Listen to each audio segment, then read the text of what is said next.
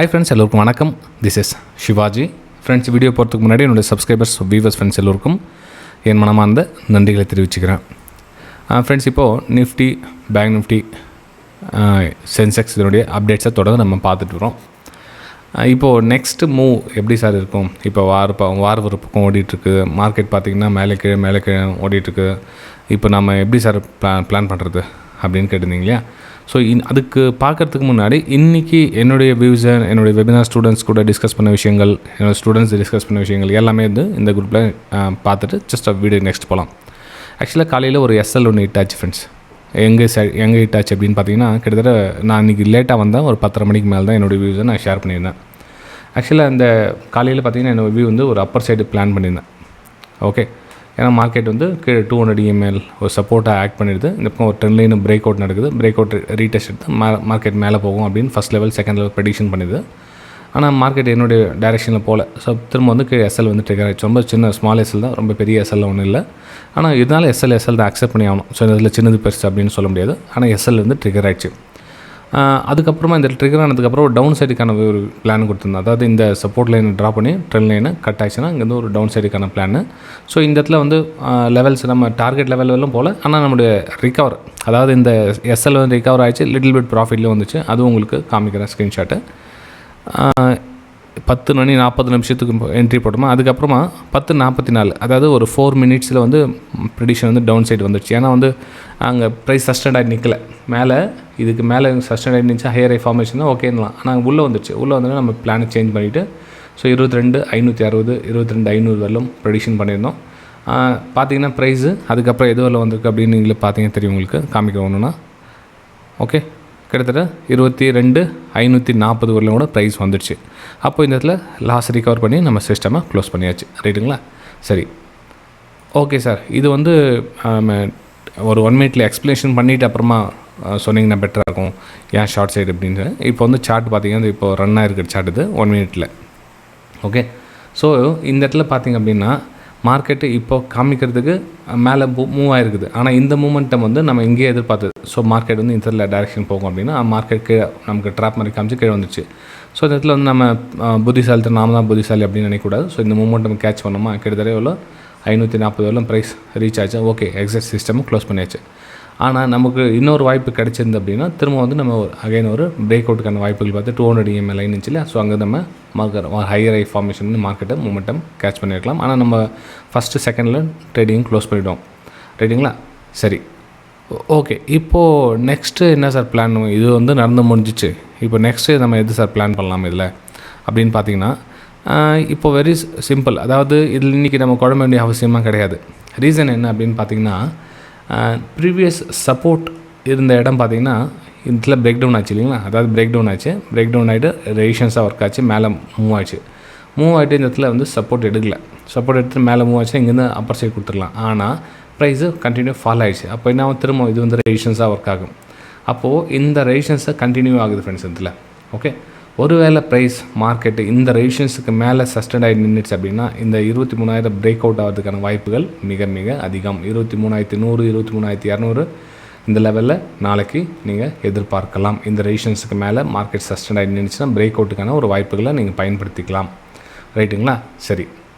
சரி sir, okay. Market இந்த ரெசிஸ்டன்ஸுக்கு கீழே வருது.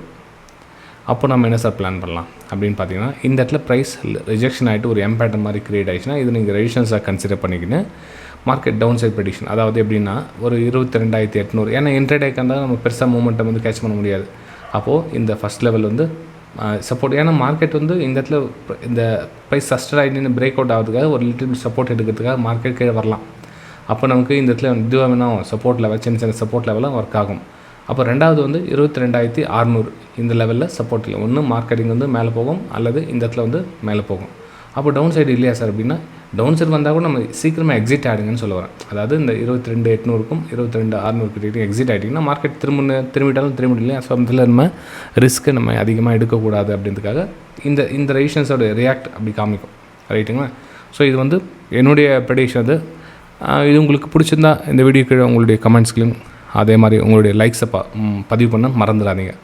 ரைட்டுங்களா? ஏன்னா மார்க்கெட் இந்த ரெசிஸ்டன்ஸை நல்லா ரீச் ஆகிருக்குது. ஸோ இந்த ரெசிஸ்டன்ஸ் கிட்ட மார்க்கெட் இந்த மாதிரி பேட்டர்ன் டச் ஆகிட்டு கீழே வந்துச்சு அப்படின்னா மார்க்கெட்டு ரியாக்ஷன் நம்ம எதிர்பார்த்த 2 தூரத்தை டச் பண்ணலாம், ரைட்டுங்களா. ஆனால் மார்க்கெட் இந்த ரெசிஸ்டன்ஸ்கிட்டயே கொஞ்சம் நேரம் ட்ராவல் ஆகிட்டு இந்த பிரேக் அவுட் கொடுக்குது அப்படின்னா நம்ம நினச்ச மாதிரி 2 லெவல் மேலே அப்பர் சைடு நீங்கள் அவங்களுடைய லாபத்தை பதிவு செய்யலாம், ரைட்டுங்களா. சரி, நெக்ஸ்ட் நம்ம பேங்க் நிஃப்டி பார்க்கலாம். பேங்க் நிஃப்டியில் என்ன சார் பிளான் பண்ணியிருக்கீங்க? பேங்க் நிஃப்டியில் ரெசிஸ்டன்ஸ் ஏரியா எங்கே இருக்குதுன்னு பாருங்கள். ஓகே, ரெசிஸ்டன்ஸ் ஏரியா எங்கே இருக்குது? இதெல்லாம் சப்போர்ட் லெவல் பிரேக் டவுன் ஆன இடங்கள் இதெல்லாம். அப்போது இன்னும் கொஞ்சம் மேலே ரெசிஸ்டன்ஸ் ஏரியா இருக்குது எது பேங்க் நிஃப்டியில். ஓகே, அப்போ 53,200 வரலும் இன்னும் பேலன்ஸ் டச் ஆக வேண்டிய இடம் இருக்குது. மேபி நாளைக்கு மார்க்கெட் கொஞ்சம் கொஞ்சமாக அதில் டச் ஆகலாம். இது வந்து என்னுடைய பர்சனல் வியூ. ஏன்னா மார்க்கெட் இந்த 200 EMA கிட்ட ப்ரைஸ் ஒரு ரெசிஸ்டன்ஸை ஃபார்ம் ஆகிட்டு மேலே பிரேக் அவுட் கொடுத்துருக்கு. ஸோ அப்போ நமக்கு சப்போர்ட் ஏரியா அப்படின்னு பார்த்திங்க அப்படின்னா இந்த 52,000 வந்து உங்களுக்கு சப்போர்ட் லெவலில் ஒர்க் ஆகும். சப்போஸ் கீழே வந்துச்சு அப்படின்னா கூட இங்கே சப்போர்ட் லெவலில் ஒர்க் ஆகிட்டு இந்த 53,200 லெவலை நோக்கி பயணிக்கிறதுக்கான ஒரு வாய்ப்புகள் இருக்குது. இதெல்லாம் வந்து சப்போர்ட் ஏரியா இதெல்லாம், ரைட்டுங்களா. ஸோ இது வந்து பேங்க் நிஃப்டியில் என்னுடைய வியூஸை ஷார்ட் அண்ட் ஸ்வீட்டாக சொல்கிறது. ஏன்னா வளவலன்னு வீடியோ ரொம்ப லென்த்தாக பெருசாக ஆகிட்டு போகிறதுல எந்த பிரயோஜனமும் கிடையாது. சொல்ல வேண்டியதை டக்குன்னு சொல்லி முடிச்சுட்டா ஈஸியாக இருக்கும், உங்களுக்கு புரிஞ்சுக்கிறதுக்கு ஈஸியாக இருக்கும், எனக்கும் வீடியோ வந்து ஷார்ட்டாக முடிச்சிடலாம், ரைட்டுங்களா. ஆனால் இந்த வீடியோ சப்ஸ்கிரைப் பண்ணாதவங்க மறக்காமல் உங்களுடைய பெல் ஐக்கானை கிளிக் பண்ணிங்க. அதே மாதிரி இந்த வீடியோக்கு ஃப்ரீ எஜுகேஷன் குரூப் இருக்குது பாருங்கள், அதுலேயும் நீங்கள் பார்த்துக்கலாம், ரைட்டுங்களா. சரி, இப்போது நெக்ஸ்ட் நம்ம சென்செக்ஸ் போகலாம். சென்செக்ஸில் என்ன பிளான் பண்ணியிருக்கீங்க சார் அப்படின்னு கேட்டிங்கன்னா, சென்செக்ஸ்லேயும் உங்களுக்கு அந்த நிஃப்டி 50ல் என்ன சப்போர்ட் இருக்குதோ அதே சப்போர்ட்டில் தான் இங்கேயும் மார்க்கெட் ட்ராவல் ஆகிட்டு இருக்குது. அதாவது சப்போர்ட் அப்படின்னு சொல்ல வரது இந்த ஏரியாவில் தான் நான் சப்போர்ட் அப்படின்னு சொல்ல வரேன். ஓகே, எக்ஸாக்ட்லி அங்கே தான் சப்போர்ட் எடுத்திருக்கு. இதெல்லாம் பார்த்திங்கன்னா சப்போர்ட் ஏரியா, சென்செக்ஸோடைய சப்போர்ட் ஏரியா. அப்போது இந்த சப்போர்ட்டுக்கு மேலே மார்க்கெட் க்ளோசிங் கொடுத்துச்சு அப்படின்னா மார்க்கெட் நெக்ஸ்ட் லெவல் பார்த்திங்கன்னா உங்களுக்கு 74,800 75,200 கூட உங்களுக்கு ஈஸியாக ட்ராவல் ஆகிறத பார்க்கலாம், ரைட்டுங்களா. சரி, ஓகே சார், இது வந்து வேறு ஆங்கிள் டவுன் சைடு வருது, அப்போ என்ன சார் பிளான் பண்ணலாம் அப்படின்னு பார்த்தீங்கன்னா, ஃபார் எக்ஸாம்பிள் இது வந்து 2 ரெசிஸ்டன்ஸ் இருக்குன்னு வச்சுங்களேன். ஸோ 2 ரெசிஸ்டன்ஸ் கனெக்ட் பண்ணியாச்சு, 3வது ரெசிஸ்டன்ஸ் கிட்ட மார்க்கெட் வந்திருக்கு. ஸோ இந்த ரெசிஸ்டன்ஸ் கிட்ட மார்க்கெட் திரும்ப வந்து ஒரு எம்பேட்டர்ன் ஃபார்மேஷன் நடந்துச்சு அப்படின்னா உங்களுக்கு அகைன் 73,600 வந்து இன்ஸ்டண்ட்டாக ஒரு சப்போர்ட் லெவலாக கிடைக்கும். ரெண்டாவது பார்த்தீங்கன்னா 72,800 ரெண்டாவது சப்போர்ட்.